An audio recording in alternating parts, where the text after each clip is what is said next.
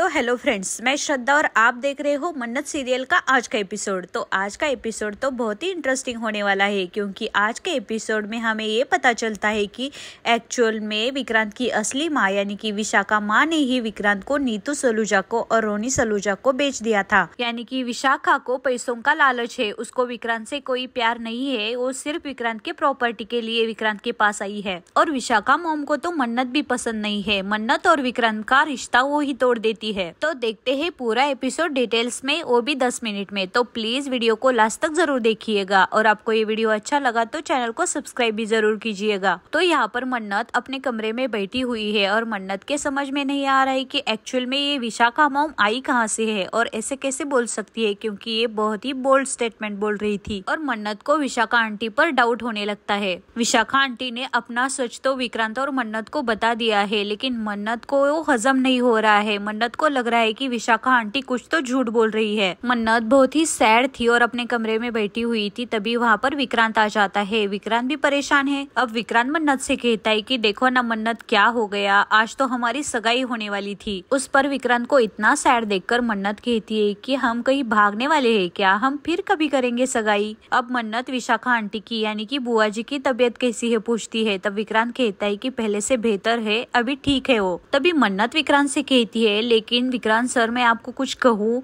मुझे नहीं लगता कि रोनी सर ऐसा कुछ करेंगे, क्योंकि आप देखो ना रोनी सर ने नीतू आंटी को कितनी बार गलत करने से रोका है। और देखो ना रोनी सर ने उनके खुद के भाई को गलत करने पर जेल भिजवाया और उनकी फैमिली का ख्याल रखा। और रोनी सर हमेशा सही और गलत के बीच में हमेशा सही को ही चुनते हैं, और इसीलिए मैं ये नहीं मान सकती कि वो अपनी ही बहन के साथ इतना गलत करेंगे, और इसी वजह से मुझे लगता है कि वो ऐसा कर ही नहीं सकते। तभी वहाँ पर विक्रांत की आंटी आ जाती है और बोलती है कि हाँ लेकिन नीतू कर सकती है। और यहाँ पर धैर्य गेस्ट रूम में आ जाता है, क्योंकि उसको अपनी विशाखा मॉम से मिलना था। लेकिन विशाखा मॉम को अलग ही कपड़ों में देखकर धैर्य को लगता है कि वो गलत कमरे में आया है। लेकिन विशाखा मॉम कहती है कि धैर्य, मैं विशाखा मॉम ही हूँ। धैर्य ने इसलिए नहीं पहचाना था क्योंकि विशाखा मॉम ने यहाँ पर आकर कुछ अलग ही कपड़े पहने हैं, जैसे के रईसों वाले। और ये देखकर धैर्य बोलता है कि ओ माय गॉड मॉम, ये आपने क्या पहना है, इतनी सारी ज्वेलरी और ये ऐसी साड़ी। उस पर विशाखा मॉम कहती है, लेकिन धैर्य मेरे पास तो कुछ भी नहीं था, बैग नहीं था, मेरे कपड़े नहीं थे, तो मैंने गेस्ट रूम में जो मुझे मिला वो पहन लिया। और विशाखा आंटी ये भी बोलती है कि वैसे भी धैर्य, मैं तो रोनी सलूजा की बहन हूँ ना, तो उनके जैसी दिखने भी चाहिए। लेकिन धैर्य को अपनी मॉम की कुछ बातें पसंद नहीं आती, इसलिए धैर्य बोलता है कि क्यों आपने अमन को झूठ बोला,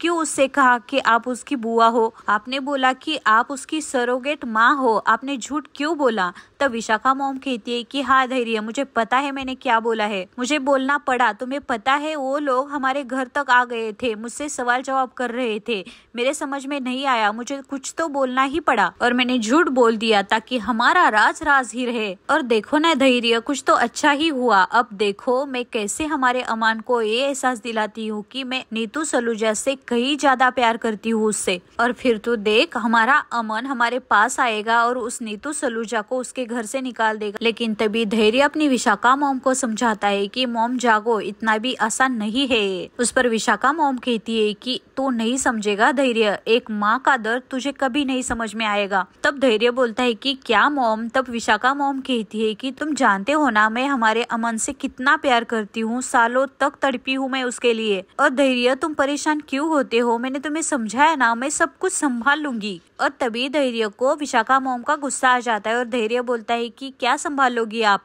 आपको पता है आज मन्नत और विक्रांत की सगाई होने वाली थी, आपकी वजह से नहीं हो पाई वो। आज उनके लिए एक खुशी का मोमेंट था, उनके लिए एक जीत थी वो। आप अपने बेटे को खुश देखना चाहती हो, लेकिन देखो वो खुश नहीं है। और यहाँ पर फाइनली हमें विशाखा मॉम का अब असली चेहरा समझ में आता है, क्योंकि अब विशाखा मॉम अपने मन में ही बोलती है कि मन्नत, पता नहीं मुझे ऐसा क्यों लग रहा है कि मन्नत मेरे लिए आगे जाकर खतरा बन सकती है। और अच्छा ही हुआ उनकी सगाई नहीं हो पाई, क्योंकि उनकी सगाई न होने में ही क्या पता मेरा फायदा हो। लेकिन धैर्य अच्छा है, धैर्य बोलता है कि मम्मा पता नहीं, लेकिन मुझे ऐसा लगता है कि आपको एक बार मुझे बता देना चाहिए था यहाँ आने से पहले। और धैर्य अपनी मॉम को बताता है कि मॉम आपको पता है ना, सिर्फ आपके कहने पर यहाँ पर मैं आया हूँ। तब विशाखा मॉम कहती है कि क्या बोले तुम। अब विशाखा मॉम धैर्य पर गुस्सा हो जाती है और बोलती है कि धैर्य, अमन इसलिए आज यहाँ पर है क्योंकि उस दिन तुम उसे संभाल नहीं पाए थे और इसीलिए वो नीतू सलूजा चुपचाप हमारे अमान को हमसे छीन कर ले गई और वो सिर्फ तुम्हारी वजह से, क्योंकि उस दिन तुम बचा पाता तो दादी को मौका ही नहीं मिलता अमान को उसे बेच देने का। और आज इतने दिनों के बाद मुझे मेरे बेटे के साथ रहने का मौका मिल रहा है तो मुझे ही डांट रहा है। लेकिन अपनी मॉम की ये बातें धैर्य को पसंद नहीं आती और धैर्य थोड़ा चिढ़ जाता है और धैर्य अपनी मॉम को अपना ख्याल रखना ऐसा बोलकर वहाँ से चला जाता है। और तभी धैर्य और उसकी मॉम की सारी बातें मल्लिका सुन लेती है और मल्लिका बोलती है कि वाओ कितना बड़ा ट्विस्ट है, धैर्य इस विशाखा का बेटा है और अभी ये इन्फॉर्मेशन मैं अपने फायदे के लिए यूज करूंगी। और ऐसा कह के मल्लिका तो वहाँ से चली जाती है और धैर्य वहाँ से जाने के बाद विशाखा आंटी अपना असली चेहरा अब सामने लाती है और मुस्कुराती है और विशाखा आंटी बोलती है कि बेचारा मेरा धैर्य बेटा, नहीं बेचारा नहीं, बेवकूफ बेटा। धैर्य को क्या लगा मैं मेरे ही बेटे की ऐसी ऐशो भरी आराम से जिंदगी से दूर रह सकती थी? नहीं, कभी भी नहीं। यहाँ पर हमें ये पता चलता है कि विशाखा आंटी सिर्फ अमान के यानी कि विक्रांत के पैसों के लिए यहाँ पर आई है और यहाँ पर विक्रांत और मन्नत के पास विक्रांत की आंटी आई थी और बोल रही थी कि नीतू सलूजा ने ही सब कुछ किया है। लेकिन मन्नत नीतू आंटी की साइड लेकर बोलती है कि नहीं, नीतू आंटी ऐसा नहीं कर सकती। लेकिन तभी आंटी जी कहती है कि क्यों नहीं कर सकती, क्यों नीतू ने तुम्हारे साथ गलत नहीं किया था क्या? और यहाँ पर विक्रांत की आंटी सिर्फ और सिर्फ आग में घी डालने आई थी क्योंकि उसको तो नीतू सलूजा, रोनी सलूजा और विक्रांत का बुरा ही सोचना था और वो नीतू आंटी को ही गलत ठहरा कर वहाँ से चली जाती है। लेकिन आंटी जी के जाने के बाद मन्नत विक्रांत को समझाती है कि नहीं, नीतू आंटी ऐसा नहीं कर सकती। लेकिन विक्रांत को विश्वास ही नहीं हो रहा है और गुस्से से विक्रांत भी वहाँ से चला जाता है। और यहाँ पर धैर्य अपनी मॉम से बातें कर बाहर आ गया है और धैर्य को अपनी मॉम की कुछ बातें हर्ट हुई है और तभी धैर्य के पास मल्लिका आ जाती है और मल्लिका को तो अब धैर्य का और उसकी माँ का राज भी पता चल गया है और ये बात मल्लिका धैर्य को पता भी देती है कि मुझे सब कुछ पता चल गया है और ये सुनकर धैर्य घबरा जाता है। अब कुछ देर बाद विक्रांत के पापा यानी कि रोनी सलूजा विशाखा आंटी के पास आकर बोलता है कि तुम्हें क्या चाहिए, कितना पैसा चाहिए? तब विशाखा आंटी रोनी की एक्टिंग करती है और बोलती है कि रोनी सलूजा मुझे अपने इस पैसे का घमंड मत दिखाइए, मुझे तुम्हारा पैसा नहीं चाहिए, मुझे मेरा अमाल चाहिए जो आपने मुझसे छीन लिया था।